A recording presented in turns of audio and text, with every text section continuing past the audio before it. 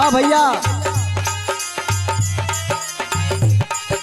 जय सम्राट भैया, जय सम्राट, जय जय सम्राट। भैया अरे वाह भैया, वाह वाह वाह।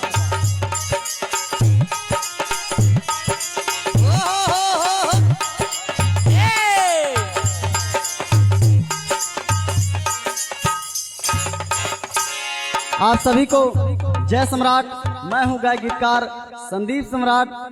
आज आप सभी के बीच में अपना एक परिचय गीत लेके आया हूं, यानी कि लोगों को बताना चाहता हूं कि आप कौन हैं, क्योंकि हमारे बहुत सारे लोग ऐसे हैं जिनको ये पता ही नहीं कि वो कौन है। अरे वाह। तो आइए हमारे साथ हारमोनियम पर हमारा साथ दे रहे हैं बड़े भैया प्रवीण जी, और ढोलक पे हमारा साथ दे रहे हैं बड़े भैया प्रदीप जी, कोरस में हमारे साथ बड़े भैया छोटे लाल जी, और साथ ही साथ हमारे छोटे भाई मोहित जी। आज आप सभी को बताने वाला हूं कि आप कौन हैं। कहना है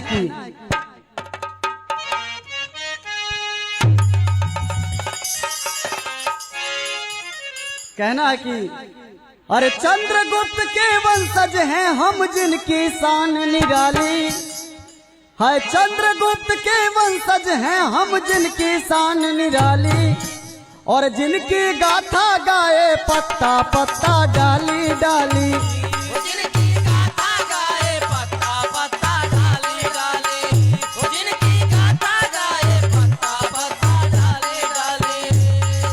चंद्रगुप्त के वंशज हैं हम, जिनकी शान निराली।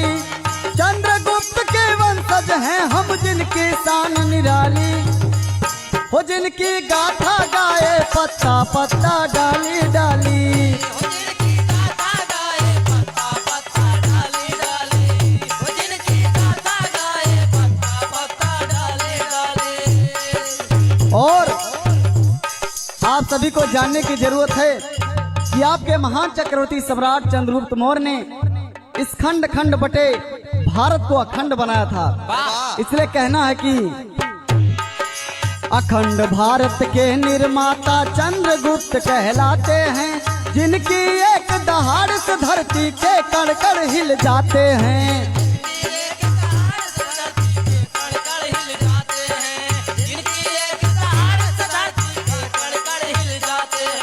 अखंड भारत के निर्माता चंद्रगुप्त कहलाते हैं, जिनकी एक दहाड़ से धरती के कण कण हिल जाते हैं।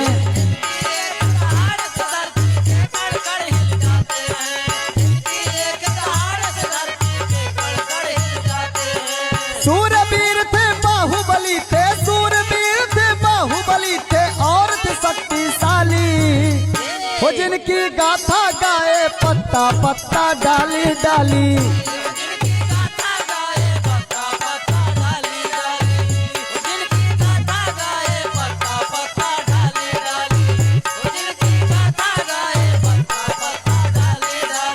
और लोगों को बताया गया कि जो जीता वही सिकंदर, लेकिन किसी ने ये नहीं बताया कि जिसने सिकंदर को भी जीता वो थे चंद्रगुप्त मौर्य।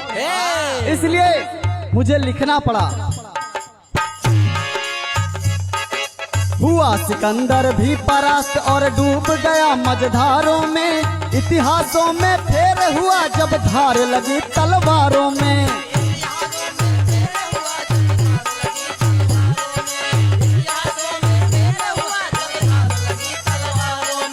हुआ सिकंदर भी परास्त और डूब गया मझधारों में, इतिहासों में फेर हुआ जब धार लगी तलवारों में।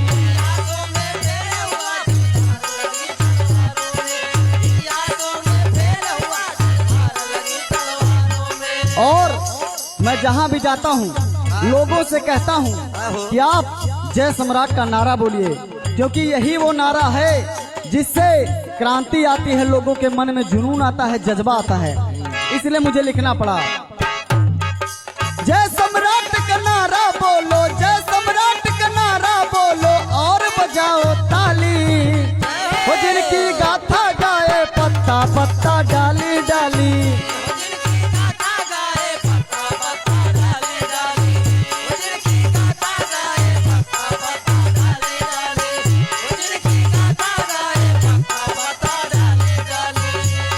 और चंद्रगुप्त के वंशज हैं हम जिनकी शान निराली, चंद्रगुप्त के वंशज हैं हम जिनकी शान निराली, वो जिनकी गाथा गाए पत्ता पत्ता डाली डाली। जिनकी गाथा गाए पत्ता पत्ता डाली डाली, वाह भैया। गाथा गाए पत्ता पत्ता डाली डाली, वो जिनकी गाथा गाए पत्ता पत्ता डाली डाली, वो जिनकी गाथा गाए पत्ता पत्ता डाली